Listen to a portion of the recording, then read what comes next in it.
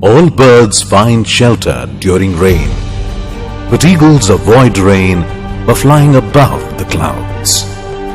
Problems are common, but attitude makes a difference. ये बात कही है महान भारतीय वैज्ञानिक और हमारे भूतपूर्व राष्ट्रपति डॉक्टर एपीजे अब्दुल कलाम जी ने। उनके कहने का अर्थ यह है कि तूफानों से डरकर सारे पंछी जब अपने घोंसले में चले जाते हैं, तब बाज ही एक ऐसा पंछी होता है जो बादलों के ऊपर उड़ के अपनी उड़ान जारी रखता है। सबके जीवन में मुश्किलें आती हैं, लेकिन उन मुश्किलों को देखने का आपका नजरिया ही आपको जीवन में आगे ले जाता है। और बाज की तरह अलग नजरिया रखने वाले लोगों के लिए धरती मां के प्रति अपना कर्तव्य निभाने का ये सुनहरा मौका है। रिन्यूएबल ऑयल और गैस के क्षेत्र में आपका स्वागत है। यहां आपके पास $1 ट्रिलियन बायोफ्यूल इंडस्ट्री की सबसे उन्नत तीसरी और चौथी पीढ़ी के टेक्नोलॉजी के साथ उद्योजक बनने का एक सुनहरा मौका आया है। आइए सबसे पहले हम ये जान लेते हैं कि इस इंडस्ट्री की आवश्यकता क्यों है। ग्लोबल वार्मिंग या वैश्विक तापमान इस दुनिया की सबसे बड़ी समस्या है। ग्लोबल वार्मिंग इसका प्रमुख कारण है जीवाश्म ईंधन यानी फॉसिल फ्यूल। करोड़ों साल पहले इस धरती पर डायनासोर जैसे जीव रहा करते थे। तब इस धरती पर कहीं अंतरिक्ष से एक उल्का आकर टकराई और पूरी धरती पर भूकंप और सुनामी फैला दी। इस महाप्रलय की वजह से सारे प्राणी और वनस्पतियों का विनाश हो गया और वे सारे धरती में समा गए। धरती के अंदरूनी भाग के बढ़ते दबाव और तापमान की वजह से इन जीवाश्मों का रूपांतर हुआ क्रूड ऑयल और क्रूड गैस में। इन चीजों को धरती से ऑयल वेल के द्वारा निकाला जाता है। क्रूड ऑयल को प्रोसेस करके उससे पेट्रोल, डीजल, गैस जैसे कई चीजें बनाई जाती हैं। इन सारी चीजों का इस्तेमाल हम रोजमर्रा की गतिविधियों में करते हैं और इसके कारण ग्लोबल वार्मिंग की समस्या बढ़ती जा रही है। वैज्ञानिकों का कहना है कि अगर वैश्विक तापमान 2 डिग्री और बढ़ा तो हम ऐसे कालखंड में पहुंचेंगे जहां से वापस आना बिल्कुल ही नामुमकिन हो जाएगा और धीरे धीरे पूरे धरती का विनाश अटल रहेगा। तो इस ग्लोबल वार्मिंग को रोकने के लिए हमें किसी प्रदूषण रहित उपाय की जरूरत है। रिन्यूएबल क्लीन फ्यूल यानी जैविक ईंधन इसका सबसे योग्य और बेहतर पर्याय है। इस जैविक ईंधन का निर्माण करना ही हमारा व्यवसाय है। भारत की आज की सबसे बड़ी समस्या है कचरा या कूड़ा। इस कचरे के कारण मच्छर, मक्खी और उनके द्वारा फैलाए जाने वाले डेंगू और मलेरिया जैसे बीमारियों को हमें कई बार झेलना पड़ता है। हमारे शहरों का कचरा जाता है डंपिंग ग्राउंड में। इस प्रक्रिया में हमारे देश के करोड़ों रुपए भी खर्च हो रहे हैं और साथ ही प्रदूषण और उनसे जुड़ी बीमारियां भी फैल रही हैं। मगर अब आधुनिक तकनीक की मदद से इस समस्या भरे कचरे को रिन्यूएबल क्लीन फ्यूल में आसानी से बदला जा सकता है। ऑर्गेनिक कचरे से जैविक खाद और बायोगैस बनाने की टेक्नोलॉजी और इनऑर्गेनिक वेस्ट से डायरेक्ट क्रूड ऑयल बनाने की टेक्नोलॉजी का आविष्कार हो चुका है और इसलिए इस समस्या का समाधान भी इस इंडस्ट्री से हो सकता है। हमारे देश में किसानों की अनगिनत समस्याएं हैं। इसके कई कारण हैं, जैसे सूखा, बाढ़, अनाज का सही दाम न मिलना। इन समस्याओं से जूझते हुए कई किसानों ने बीते दिनों में आत्महत्या की राह चुनी। आज तक हमारे किसान इस बात से अनजान थे कि उनके पास खेती और अनाज के अलावा भी एक और अमूल्य चीज है। जी हां, रिन्यूएबल एनर्जी का कच्चा माल किसानों के पास ही मिलेगा और इसके कारण आने वाले सालों में किसानों की आय दोगुनी हो जाएगी। इसके साथ ही होने वाले ऑर्गेनिक खेती के कारण हमारे करोड़ों किसानों की अच्छी आमदनी होगी। यही हमारे किसानों की समस्याओं का सही निवारण भी होगा। भारत देश की तीसरी बड़ी समस्या यानी बेरोजगारी है। ये कहीं न कहीं बढ़ती नजर आ रही है। इसका कारण शायद जनसंख्या हो सकती है, लेकिन इसके अलावा सर्विस और निर्माण उद्योग की भी अपनी सीमा है। इन उद्योगों में इतनी क्षमता नहीं है कि सारे लोगों को रोजगार दे सकें। आधुनिक मशीनों की वजह से काम करने वाले लोगों की जरूरत कम महसूस होती है। वहीं दूसरी ओर डिग्री प्राप्त करके लोग नौकरी की तलाश में निकल पड़े हैं। अब हाल ये है कि लोग ज्यादा हैं और नौकरियां कम। इस समस्या का समाधान क्या है? दरअसल हमें चाहिए एक नई इंडस्ट्री, एक नया उद्योग। वो जरूरी इंडस्ट्री रिन्यूएबल फ्यूल इंडस्ट्री होने जा रही है, क्योंकि ये इंडस्ट्री भारत में अभी पूर्ण रूप से विकसित नहीं है और अब इस इंडस्ट्री के कारण भारत में करोड़ों लोगों को रोजगार उपलब्ध होगा और इस उद्योग के कारण हमारे युवा एमबीए, सीए, इंजीनियर, टेक्नीशियन और अनेक मजदूरों को रोजगार मिलेगा। भारत की चौथी समस्या है हमारी आर्थिक स्थिति और विदेशी मुद्राओं का मूल्यांकन। देश की आजादी के समय $1 का मूल्य भारतीय ₹1 हुआ करता था, लेकिन आज की परिस्थिति इतनी बदली है कि $1 का मूल्य आज 70 से 80 भारतीय रुपए हो गए हैं। ये क्यों हुआ? इतना फर्क क्यों? क्योंकि हमारे ईंधन की जरूरत ज्यादा है। हमारी जरूरत का 80% ईंधन हम बाहरी देशों से आयात करते हैं। इसी खरीद में हर साल भारत करीब 8 लाख करोड़ खर्च कर देता है। अगर यही 8 लाख करोड़ रुपए भारत में ही रहकर देश की अर्थव्यवस्था में घूमे तो हमारी जीडीपी में 100 लाख करोड़ रुपए बढ़ जाएंगे। इस तरह हमारा फॉरेन एक्सचेंज बच जाएगा और भारत का कई गुना आर्थिक विकास होगा। हमारा भारत बहुत आसानी से $5 ट्रिलियन इकोनॉमी की तरफ शान से अपने कदम बढ़ा सकेगा, क्योंकि इस इंडस्ट्री की वजह से बताए हुए सारी समस्याओं का समाधान निश्चित होगा ही। इसी के साथ भारत ने जो पेरिस एग्रीमेंट साइन किया हुआ है, उसके तहत भारत को प्रदूषण के स्तर को सन 2005 से 35% कम करने की शर्त को हासिल करने में सुविधा होगी। इसीलिए इस इंडस्ट्री का भविष्य बेहद उज्जवल है। हम ये भी कह सकते हैं कि सरकार को इस इंडस्ट्री की भविष्य में बुनियादी तौर पर जरूरत होगी। ये सरकार भी इस इंडस्ट्री का संपूर्ण समर्थन करती है। हमारे देश में हम लोग 7 लाख करोड़ का ये पेट्रोल डीजल इंपोर्ट करते हैं। ये हमारे देश का किसान तैयार कर सकता है। ये दिल्ली में जो पोल्यूशन होता है, इसका कारण जो राइस स्ट्रॉ है, परली जो जलाते इसके कारण हो रहा है। अब हमने निर्णय किया, पेट्रोलियम मंत्री जी ने, अब वो कन्विंस हो गए। मैंने कहा क्यों 70-70 हजार करोड़ की रिफाइनरी डालते हो, ये किसानों को तैयार करो। और अभी फर्स्ट जनरेशन इथेनॉल यानी मोलाइसेस टू इथेनॉल बनता है। सेकंड जनरेशन इथेनॉल यानी cotton straw, wheat straw, rice straw, bagasse और बांबू, पूरे नॉर्थ ईस्ट पर बांबू बड़ा हुआ है, उससे इथेनॉल बनता है। और थर्ड जनरेशन इथेनॉल यानी कॉर्न, राइस कट, इससे बनता है। अब भारत सरकार ये पॉलिसी बनाई, कैबिनेट के पास आई है। अब इससे एक नया रिवोल्यूशन हो रहा है। अब गेहूं और चावल लगाकर किसानों की तस्वीर नहीं बदल सकती। 1 टन राइस स्ट्रॉ से, परली से 280 लीटर इथेनॉल तैयार होता है। और मैं कोई भी चीज प्रूफ के सिवा बात नहीं करता। मैंने उस दिन नीतीश कुमार मेरे घर पर आए थे, उस दिन बजाज ने एक बाइक, एक ऑटो रिक्शा, एक इलेक्ट्रिक ऑटो मेरे घर पे लाई थी। 100% बायो इथेनॉल पर बाइक चलती है, ऑटो रिक्शा चलता है। और मेरे शहर में 55 एयर कंडीशन बसेस चलती, ग्रीन बसेस, जो ये किसानों के तैयार की। ये बांबू से बनेगा, ये राइस स्ट्रॉ से बनेगा। और ये निर्णय भारत सरकार ने किया है। और अमेरिका, ब्राजील और कनाडा में ये है कि एक ही पेट्रोल, यही टोयोटो, होंडा, फोर्ड, BMW, यही गाड़ियां है वहां। उसमें लिखा है फ्लेक्स इंजन। उसमें आप 100% पेट्रोल डालो या 100% इथेनॉल डालो। अब मैं आपको बता रहा हूं, ये पूरा ethanol, bio CNG, bio diesel, methanol, इसी पर एक बार कभी बैठेंगे, मैं आपको बताऊंगा। हमारे देश के गांवों की हालत ही बदल देगा। जो बगास निकलता है उससे भी इथेनॉल बनता है।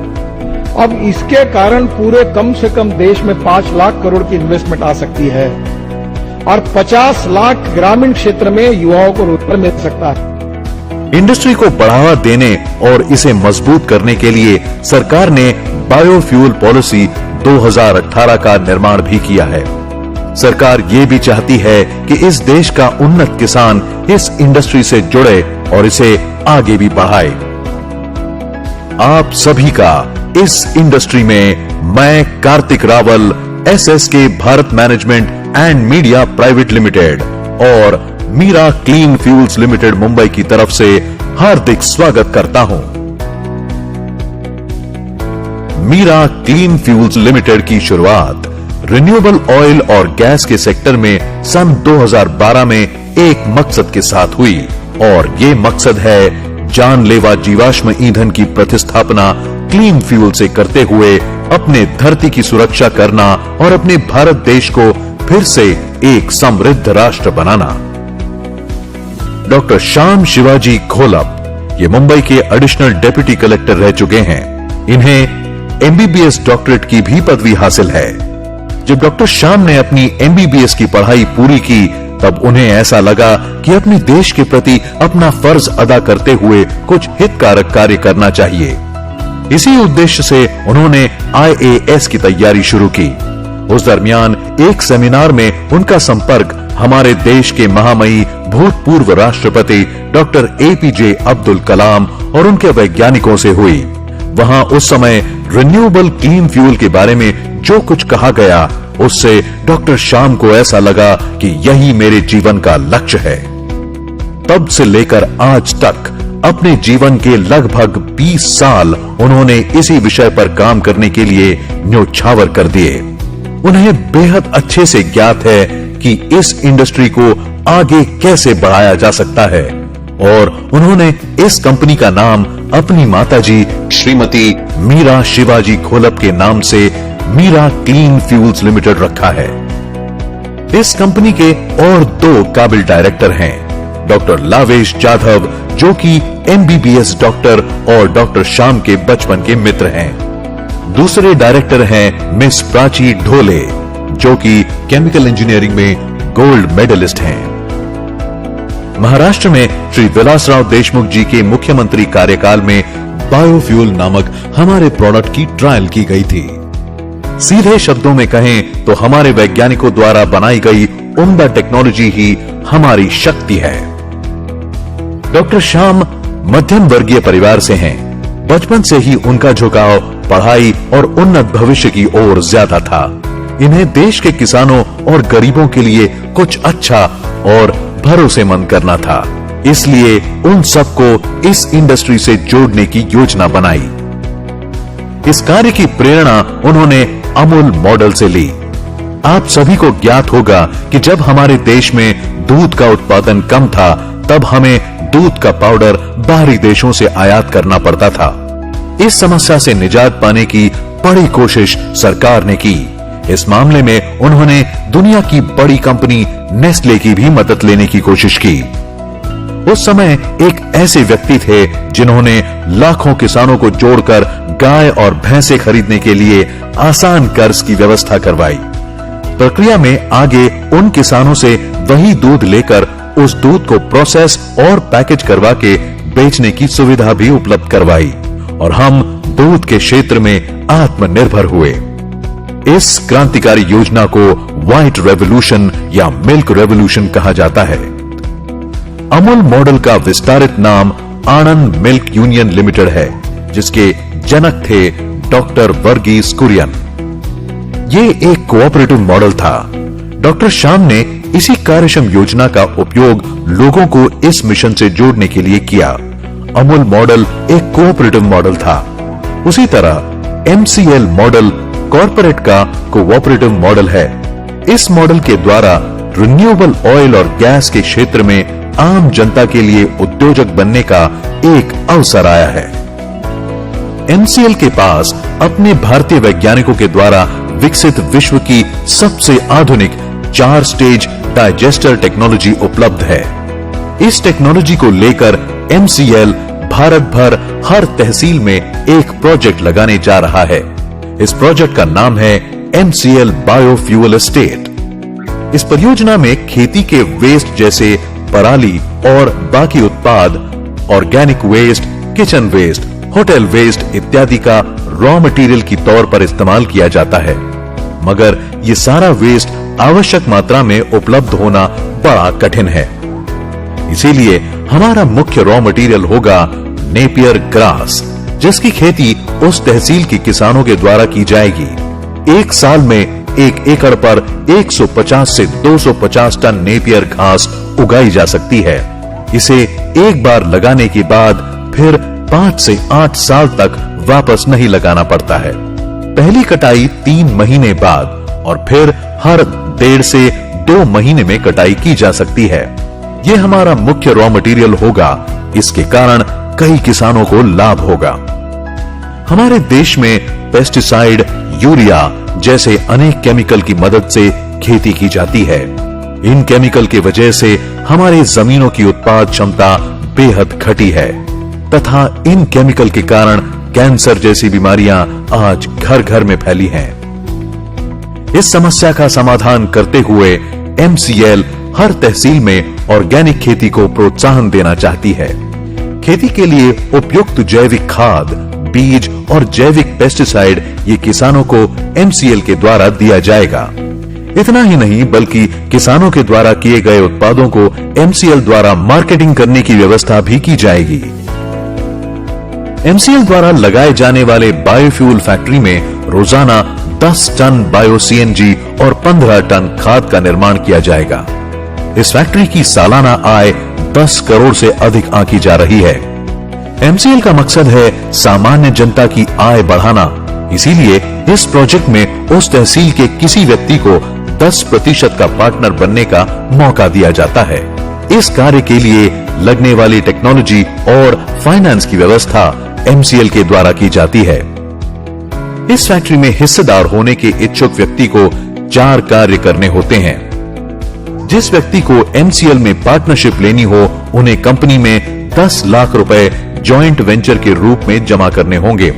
वे चाहें तो उन पैसों के बदले MCL के प्रमोटर कोटा शेयर भी ले सकते हैं।